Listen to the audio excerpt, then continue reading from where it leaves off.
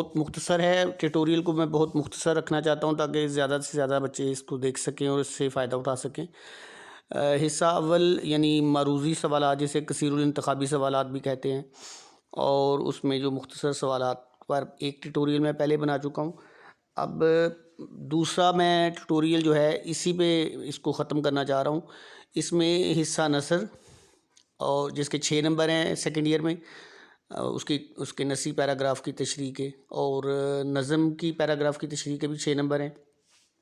First year में इसके 7 number होते थे, ये फ़र्क है उसमें। और इसके अलावा गज़ल की तशरीह के यहाँ भी 9 नंबर हैं और फर्स्ट ईयर में भी 9 नंबर थे। इसके अलावा वहाँ जो थे ग्रामर के आखिर में 2 सवाल 5-5 नंबर के आते थे, यहाँ तब्दीली की गई है। जो 3-3 नंबर के जो शॉर्ट क्वेश्चंस निकाले गए हैं, 4-4 नंबर के थे जो फर्स्ट ईयर में, वहाँ से जो 12 नंबर निकले वो वाले, और 1 नंबर निकला यहाँ से ये जो हमारा नज़म की तशरीह है, ये 1 नंबर यहाँ से निकल गया। ये 7 नंबर की थी फर्स्ट ईयर में, सेकंड ईयर में ये 6 नंबर की रह गई है। तो 12 नंबर तो निकल गए तशरीह उसमें से हमारी जो शॉर्ट क्वेश्चंस हैं, और 1 नंबर हमारा जो निकल गया यहाँ से, ये जो तशरीह है हमारी। इसके अलावा जो आखिरी 10 नंबर का जो ग्रामर के जो सवाल थे वो 2 भी निकल गए। तो ये 13 नंबर के साथ जब वो 10 नंबर मिले तो ये 23 नंबर बन गए। बाकी पैटर्न में और कोई तब्दीली नहीं है, लेकिन आपको इस तब्दीली को टेक्निकली पहले समझ लेना चाहिए कि वहाँ मैं जो बार बार कह रहा हूँ कि सेकेंड ईयर में नंबर कम आते हैं उर्दू में, उसकी वजह ये है कि वहाँ लिखने को कम था और नंबर ज़्यादा थे। यहाँ लिखने को ज़्यादा है और नंबर उतने नहीं हैं। तो क्योंकि शॉर्ट क्वेश्चन के तो 3 नंबर हो गए, शॉर्ट क्वेश्चन में ज़्यादा नंबर आते हैं। यहाँ आपने वो जो 23 नंबर का जो फ़र्क पड़ा है, जिसमें एक एक नंबर तो तशरीहात, वो जो मुख्तसर सवालात में से 12 नंबर वो निकले, 1 नंबर नज़म की तशरीह में से निकल गया, 13 नंबर तो ये निकल गए, और 10 नंबर जो निकले हैं वो 23 बने, और 23 जो हैं वो तकसीम होते हैं 2 सवालात पर। 15 नंबर का मजमून है आखिरी सवाल, और उससे पहले सेकंड लास्ट क्वेश्चन जो है उसमें या ख़त आ जाएगा या आप बीती आ जाएगी। अब पिछले कुछ अर्सा से ये सूरत हाल चल रही है कि बोर्ड अपनी मर्ज़ी से पैटर्न के अंदर कभी ख़त दे देता है, कभी कुछ दे देता है, लेकिन बहरहाल आप बीती के लिए ज़हनी तौर पे तैयार रहिए, इसमें ज़्यादा नंबर आते हैं। तो इस जो अभी जो ट्यूटोरियल है इसमें मैं कोशिश करता हूँ कि जो तशरीहात है उसके लिए आपको गाइड करूँ, और आप बीती और मजमून के लिए गाइड करूँ। इसके बाद जो मैं आपको एक कह लें व्हाट्सएप में की शक्ल में या तस्वीरी शक्ल में एक पूरा फॉर्मेट भेज दूँगा, जिसमें लिखा होगा कि अगर आपने 9 बजे पेपर शुरू किया तो 9:20 पे कौन सा सवाल शुरू करना है, 10 बजे कौन सा करना है, 10:20 पे कौन सा करना है, 10:40 पे कौन सा करना है, 11 बजे कौन सा करना है, 11:20 पे कौन सा करना है, और फिर 12 बजे आखिर में सवाल कौन सा ख़त्म करना है। और उसके साथ मैं उसका हुजम भी बता दूंगा, यानी साइज़ भी बता दूंगा। तो उम्मीद है कि इससे जो इंटेलिजेंट स्टूडेंट है वो भी, और जो सारे इंटेलिजेंट है मेरे लिए तो, लेकिन बहरहाल तमाम स्टूडेंट जो उससे फ़ायदा उठाना चाहे उसके लिए ये मुफीद होगा बहुत ज़्यादा। जब भी कोई काम करना हो तो उसके तमाम जो पहलू हैं उन पे गौर कर लेना बेहतर होता है।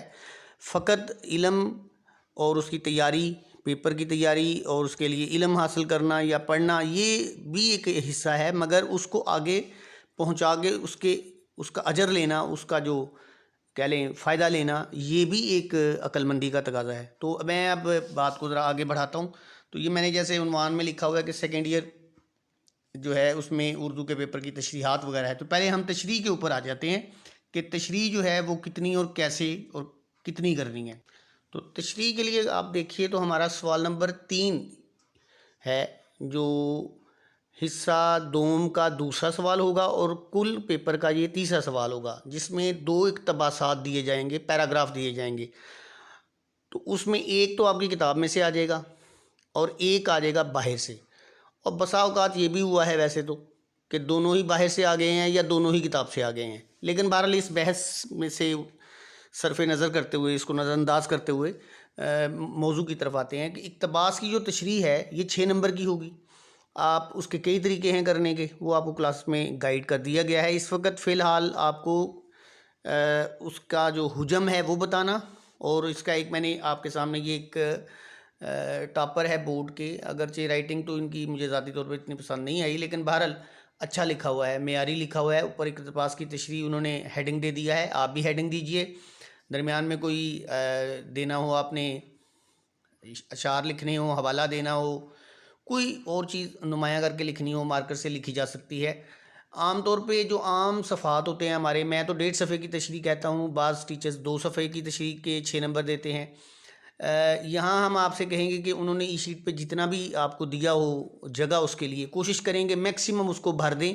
और आम जो हमें कॉलेज में पहले दौर के जो पेपर्स हुआ करते थे, उसका जो साइज़ होता है, जैसे रजिस्टर के पेपर का जो साइज़ है, वो अगर 1.5 सफ़ा भी हो गया और बहुत अच्छा लिखा हुआ हो तो उसमें 6 नंबर की उम्मीद की जा सकती है।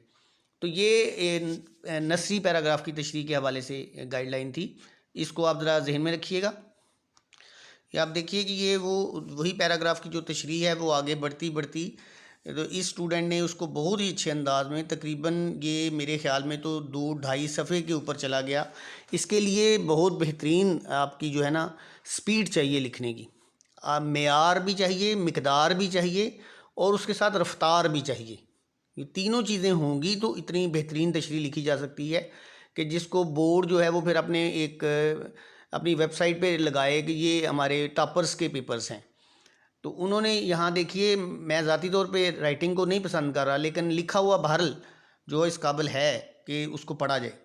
तो इससे ये साबित भी हुआ कि अगर आपने लिखा सही होगा तो राइटिंग इतनी ज़्यादा यहाँ पे मैटर नहीं करती।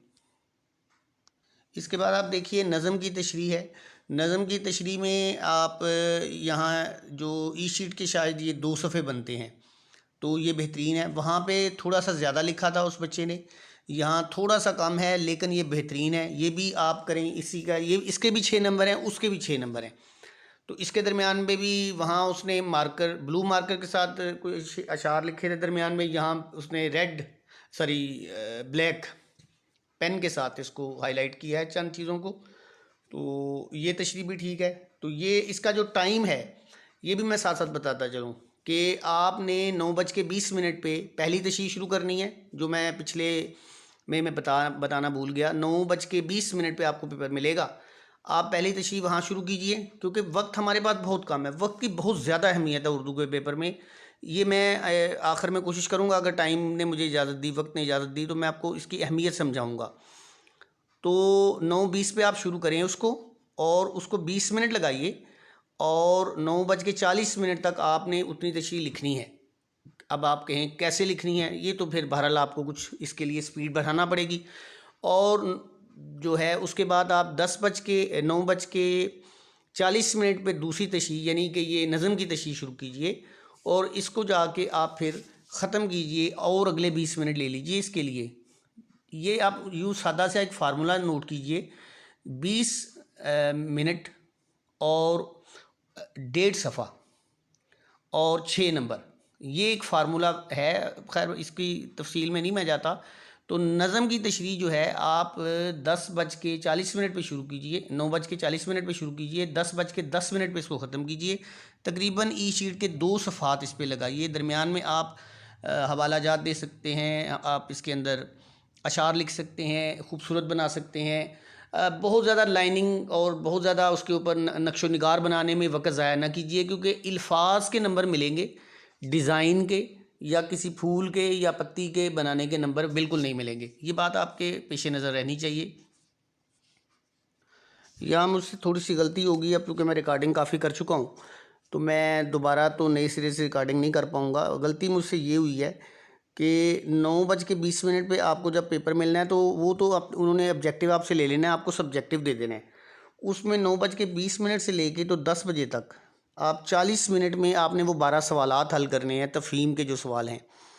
और फिर 10 बजे आप शुरू कीजिए नसर की तशरीह, जो 20 मिनट लगा के, तो 10:20 पे आप नसर की तशरीह ख़त्म करें, और 10:20 पे आप नज़म की तशरीह शुरू करें, जो 10:40 पे ख़त्म होगी। अब ये मैं बता ज़रूर रहा हूँ, आप बिल्कुल इसको इस तरह तो नहीं लिखा जा सकता कि ये कोई कंप्यूटर है या ये कोई मशीन है जो इस तरह लिख रही है, लेकिन बहरहाल एक फार्मूला तो बताना होता है ना। तो ये बस एक फार्मूला या एक कह लें कि एक पैटर्न बता रहा हूँ मैं।